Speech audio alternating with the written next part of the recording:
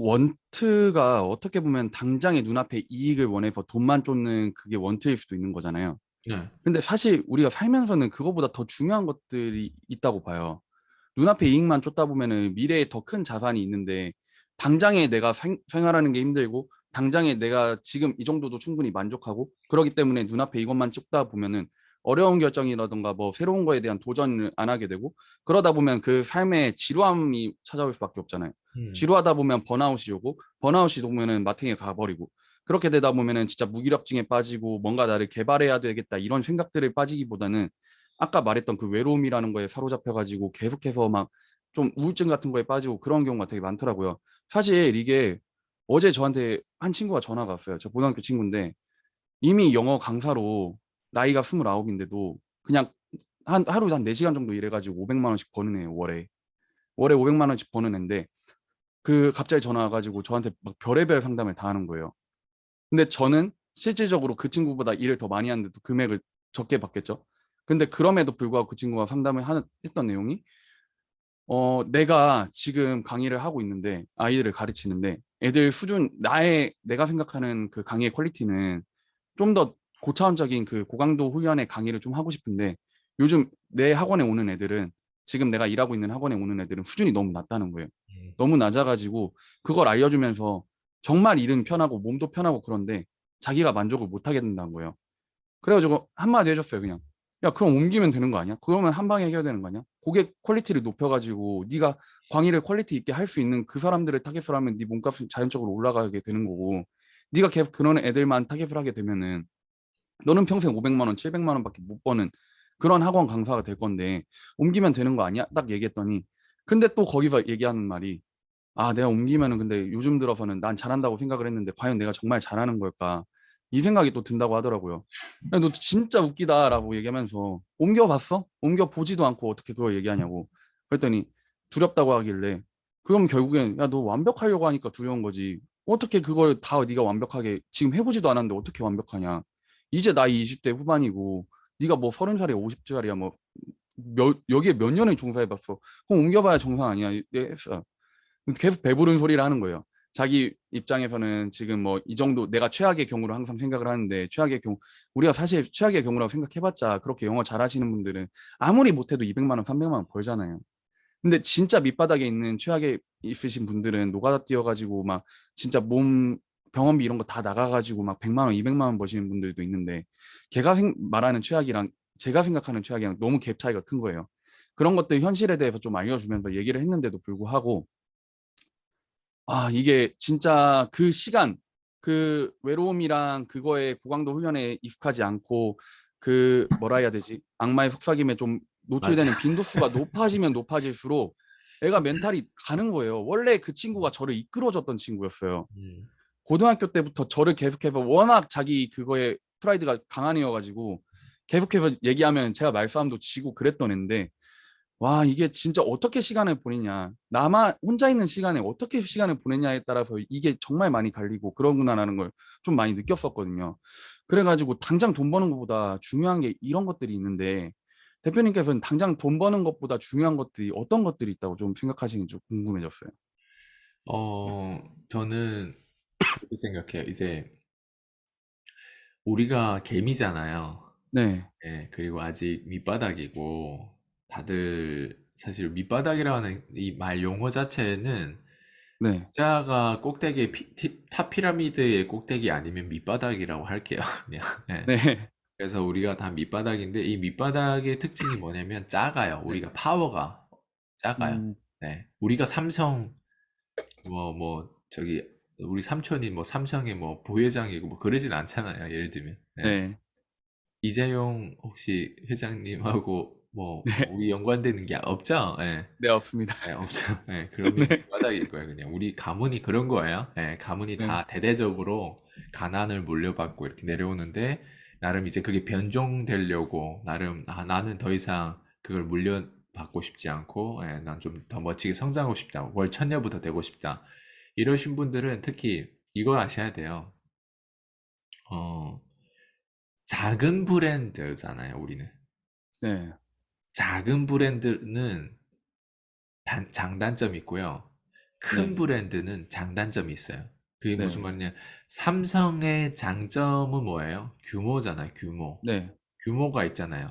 부동산을 따지면 어, 몇천 세대를 혼자 독차지하고 있는 거예요. 몇천 네. 세대의 서울의 몇천 세대의 아파트를 혼자 독차지하고 있다고 그냥 가정해 볼게요. 부동산은. 네. 제가 부동산 좋아하니까. 네. 네. 근데 부동산의 몇천 세대를 독차지하고 있으면 어때요?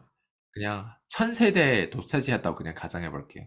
네. 천 세대 중에 200세대가 공실 나도 800세대에 대한 월세를 받으면서 충분히 그 기업은 살 수 있어요. 맞죠? 네. 예. 근데 우리 작은 브랜드는 어때요? 그게 어떤 큰 브랜드의 장점이잖아요. 예를 들면. 그죠. 예. 근데 단점은 뭐냐면, 단점 얘기하자면, 우리의 어떤 단점을 얘기할게요. 우리는 네. 천 세대씩 가지고 있는, 그런 어떤 주주라든 그런 어떤 사람이 아니에요.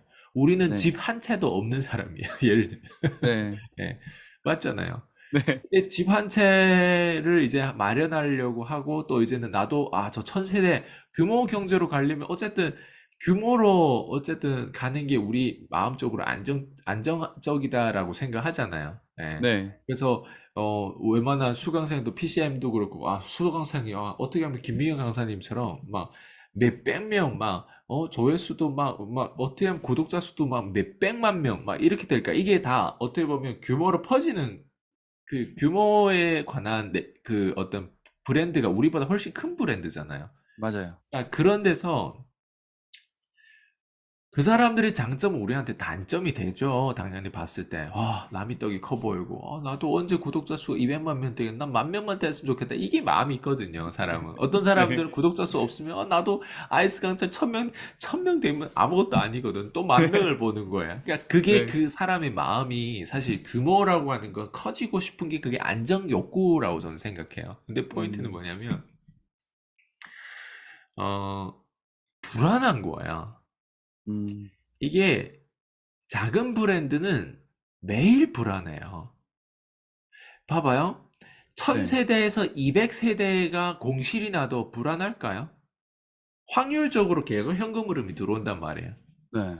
20%나 공실이 나는데 네. 20%는 어마어마한 거예요. 그래도 공실이 나도 그래도 맞아요. 망하지 않아요.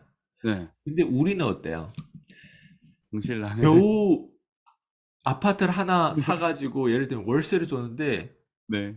갑자기 나가겠대. 네.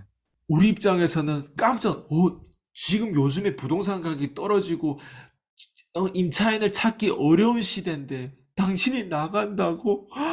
그 사람이 나갔을 때 내 현금 흐름이 다 이 아파트 한 채에 그냥 모든 내 현금 흐름이 거기에 쏠려 있는데 너가 나간다고 내 고객이 나간다고 이게 똑같거든요. 부동산이든 네. 아니면 내 비즈니스도 그래. 나도 처음에 그, 제 거를 먹튀했던 유땡땡 그 회사 있잖아요. 네네. 예.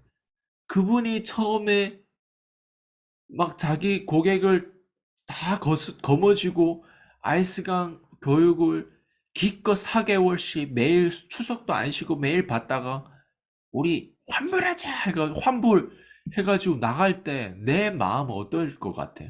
거기에서 예를 들면 내가 그때 네. 총 회원이 아마 한 28명인가 30명인가 됐거든요. 네. 근데 18명이 그 사람이에요. 그 사람이 그 밑에 아. 있는 사람들이에요. 네. 그럼 반 이상이 나간다는 거잖아요. 네. 거기다가 그냥 나가는 게 아니라 1년 프로그램을 끊었던 거 4개월 싹 다 먹고 설탕물이든 뭐든 싹 빨아먹고 있잖아요. 네. 나머지 6개월 거를 환불해달라. 내 것만 환불해주는 게 아니라 우리 18명 걸 다 환불해줘. 이렇게 나온 거예요. 네. 그게 작은 브랜드가 네. 잘못된 고객을 만나면 늪에 빠지는 이유 중에 하나고, 그리고 그럴까봐 또 불안해하고 두려워하는 게 작은 브랜드예요.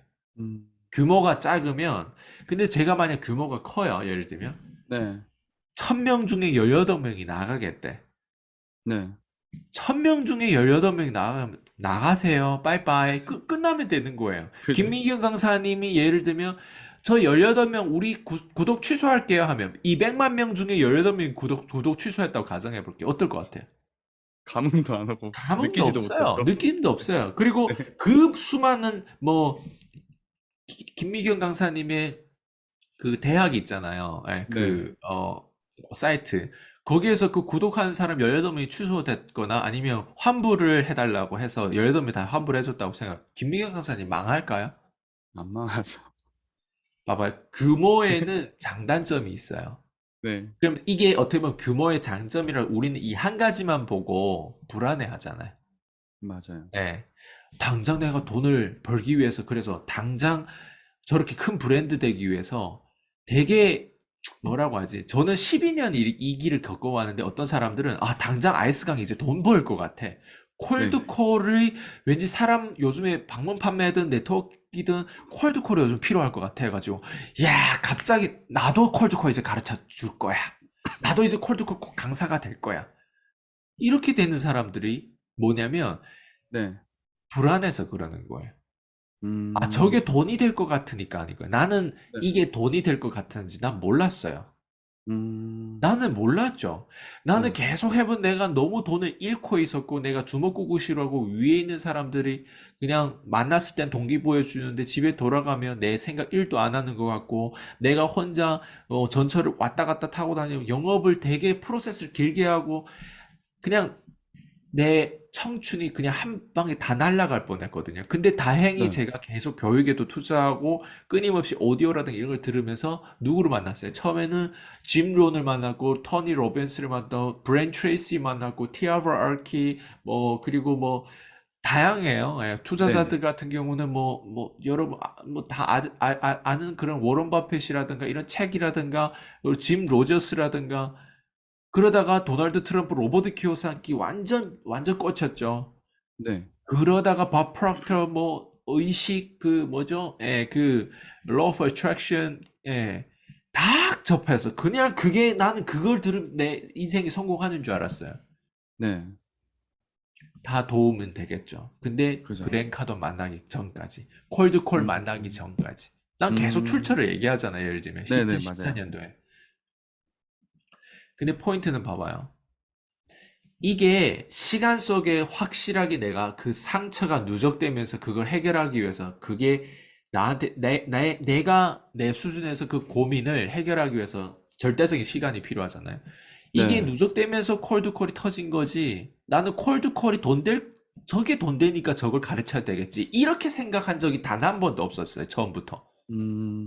나는 그냥 이게 됐고, 그리고 심지어 있잖아요.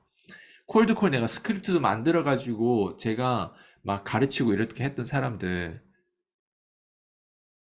어, 정말 비합리적으로 제가 일을 했던 것 같아요.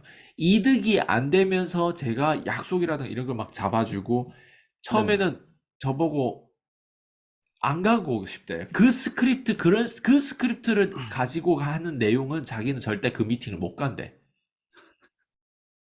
네. 와, 그러면서, 와. 근데 그 못 가면 상관없어. 누가 네. 가래요? 그냥 이게 내가 만든 스크립트고, 이 스크립트 되는 스크립트니까 이렇게 못 가겠대, 자기는. 그러면 못 가는 거 나랑 무슨 상관이야? 왜냐면 그 사람이 가든 안 가든 내가 이 사람이 나한테 돈 준 것도 아니고 이 사람이 나한테 뭔가 이득 관계로 뭔가 이 서포트 뭐 수강료 내는 것도 아닌데 나는 이거를 이 사람 어떻게 하면 도와줄 것인가에 대한 부분들 다 개발해 가지고 해도 안 가겠대. 그래서 내가 직접 같이 가줬어요. 같이 가줬더니 그 네. 사람이 스크립트 그 마케팅 멘트와 또 실제로 만났을 때 멘트가 진짜 확연히 다르고 상관이 없다는 거를 이해하고 나서는 있잖아요. 네. 다시 돌아가가지고 자기가 또 그 스크립트 또 살짝 각색해가지고 자기가 창시자처럼 또 이렇게 행세를 내는 사람. 그러니까 저는 이런 부분들이 뭐냐면 작은 브랜드가 겪고 있는 역경이라고 생각해요. 음. 그래서 근데 작은 브랜드가 규모까지 가기 위해서는 이런 것들이 필요할까요? 필요하다는 거예요. 네. 네. 근데 포인트를 말씀드릴게요. 당장 돈을 쫓으면 네. 봐봐요. 저는 이렇게 누적돼 왔잖아요. 근데 네. 당장 돈 쫓는 사람들은 어떨 것 같아요? 누적된 경험이 없다 보니까 이게 얼마나 소중한지 그 사람은 나만큼 뼈저리게 이걸 느끼지 못해요. 맞아요. 그리고 실제로 배워서 이상하게 먹튀하고 밖에 나가 자기가 왠지 콜드콜 가르칠 수 있고 막 이렇게 막 코치 역할을 하려고 하는 사람들 있잖아요. 네. 그 사람들이 나처럼 뼈저리게 그걸 느끼지 못하다 보니까 그거를 함부로 대하는 거예요. 밖에 음. 나가서 그렇게 떠드는 거는 함부로 저를 대하는 거고 함부로 여기에 가치를 대하는 거예요. 가난한 사람들의 특징은 가치를 몰라요. 그냥 동물 같아요. 뭐가 돈 될 음. 것 같으면 뭐가 그냥 네. 약간 동물 같아요. 진짜 가난한 사람 특징을 가만히 보면 이 사람들 가치를 따르는 그게 없어요. 그냥 말 그대로 당장에 돈 버는 거에 집중하고 네. 중요한 습관이 뭐고 중요한 기질이 뭐고 중요하게 내가 개발된 중요한 거를 안 붙잡아요. 바쁜 거에 붙잡고 돈 되는 거에 붙잡고 그냥 그런 데 그렇다고 나쁜 건 아니라는 거예요. 두 가지 다 붙잡을 수 있다는 거예요. 제 맞아요. 얘기는. 네. 예.